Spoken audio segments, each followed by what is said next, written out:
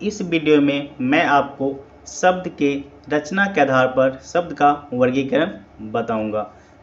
पिछले वीडियो में मैंने उत्पत्ति के आधार पर शब्द का वर्गीकरण किया था, जिसमें था देश, तत्सम शब्द, तद्भव शब्द, देशज शब्द एवं विदेशी शब्द। आज है रचना के आधार पर शब्द का वर्गीकरण, जिसमें हमारा होगा रूढ़ शब्द, यौगिक शब्द, योगरूढ़ शब्द। अगर आपने पिछला वीडियो नहीं देखा तो आप वह वीडियो पहले देख ले, जिससे आपको आसानी हो सके और आप इस वीडियो को देखकर आप काफ़ी कुछ समझ पाए। तो आइए देखते हैं रचना के आधार पर शब्द का वर्गीकरण हम कैसे कर सकते हैं। रचना के आधार पर शब्द का वर्गीकरण हम 3 भाग करेंगे। पहला है रूढ़ शब्द, यौगिक शब्द और योगरूढ़ शब्द। तो रूढ़ शब्द किसे कहते हैं? जो शब्द किसी विशेष अर्थ में प्रयोग होता है पर उनके खंडों का कोई अर्थ नहीं होता। यहाँ होगा कोई अर्थ नहीं होता, उसे रूढ़ शब्द कहते हैं।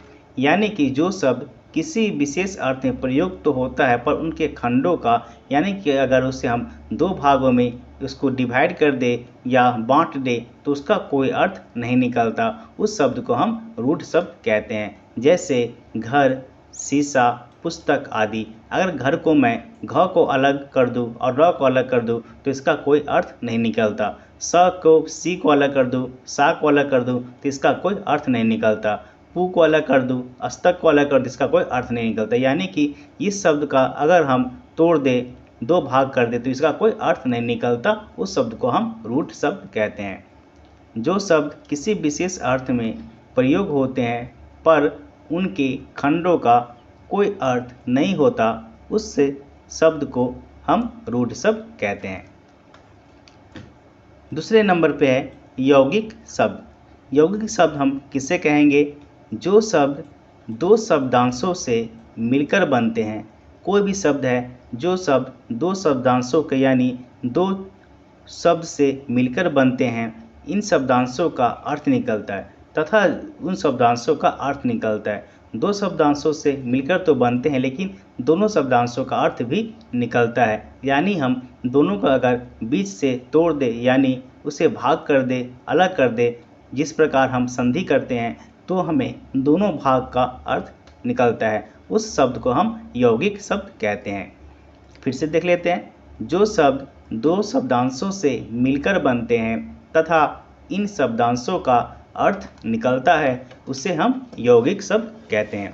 जैसे राजमहल। अगर राजमहल को मैं राज को अलग कर दूं, महल को अलग कर दूं तो राज का भी अर्थ निकल जाता है और महल का भी अर्थ निकल जाता है। देवदूत। देव को मैं अलग कर दूं, दूत को अलग कर दूं तो देव का भी अलग मीनिंग निकल जाता है और दूत का भी मीनिंग निकल जाता है। प्रधानमंत्री को अलग कर दूं तो प्रधान का अर्थ भी निकल जाता है और मंत्री का अर्थ भी निकल जाता है। पाठशाला। पाठशाला को पाठ को अलग कर दूं और शाला को अलग कर दूं तो दोनों का अर्थ निकलता है। यानी कि जो भी शब्द है उसका हम तोड़ने के बाद भी वह दोनों का अर्थ निकलता है, उसे हम यौगिक शब्द कहते हैं। फिर से देख लेते हैं। जो शब्द 2 शब्दांशों से मिलकर बनते हैं तथा इन शब्दांशों का अर्थ निकलता है, उसे यौगिक शब्द कहते हैं। जैसे राजमहल, देवदूत, प्रधानमंत्री, पाठशाला आदि। तीसरे नंबर पे है हमारा योगरूढ़ शब्द। योगरूढ़ शब्द हम किसे कहेंगे? जिस यौगिक शब्दों का अर्थ किसी तीसरे अर्थ के लिए रूढ़ हो जाते हैं या प्रयुक्त होते हैं, उसे योगरूढ़ शब्द कहते हैं। जो भी यौगिक शब्द है उसको लिखने के बाद उसका अर्थ किसी तीसरे अर्थ में प्रयुक्त हो जाता है, उससे हम योगरूढ़ शब्द कहते हैं। जिस यौगिक शब्दों का अर्थ किसी तीसरे अर्थ के लिए रूढ़ हो जाते हैं या प्रयुक्त हो जाते हैं, बदल जाते हैं, उसे हम योगरूढ़ शब्द कहते हैं। जैसे पंकज।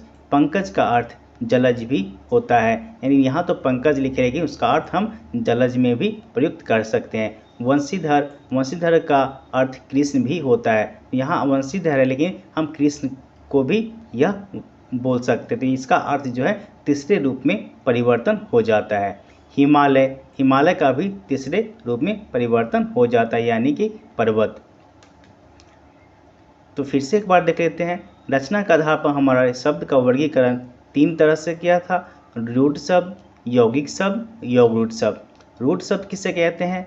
जो शब्द किसी विशेष अर्थ में प्रयोग होते हैं पर उनके खंडों का कोई अर्थ नहीं होता, उसे रूढ़ शब्द कहते हैं। जैसे घर, शीशा, पुस्तक आदि। यौगिक शब्द, जो शब्द 2 शब्दांशों से मिलकर बनते हैं तथा इन शब्दांशों का अर्थ निकलता है, उसे हम यौगिक शब्द कहते हैं। जैसे राजमहल, देवदूत, प्रधानमंत्री, पाठशाला आदि। तीसरे नंबर पे हमारा था योगरूढ़ शब्द। जिस यौगिक शब्दों का अर्थ किसी तीसरे अर्थ के लिए रूढ़ हो जाते हैं, उसे योगरूढ़ शब्द कहते हैं। यानी कि कोई भी शब्द हम लिखते हैं, उसका अर्थ तीसरे शब्द में प्रयुक्त हो जाते हैं, उसे हम योगरूढ़ शब्द कहते हैं। जैसे एग्जाम्पल के लिए पंकज, वंशीधर, हिमालय आदि। यहाँ मैं आपको कुछ ही उदाहरण दिए हैं। काफ़ी सारे ऐसे उदाहरण हैं जिसका अर्थ बदल जाता है, यानी कि उसका रूढ़ अलग हो जाता है। तो आज हमने जाने कि रचना के आधार पर शब्द का वर्गीकरण, रूढ़ शब्द, यौगिक शब्द एवं योगरूढ़ शब्द। तो आज के लिए इतना ही। अगर आप हमारे चैनल पर नए हैं तो चैनल को सब्सक्राइब कर दें, लाइक कर दें, शेयर कर दें। तो मिलते हैं अगले वीडियो में।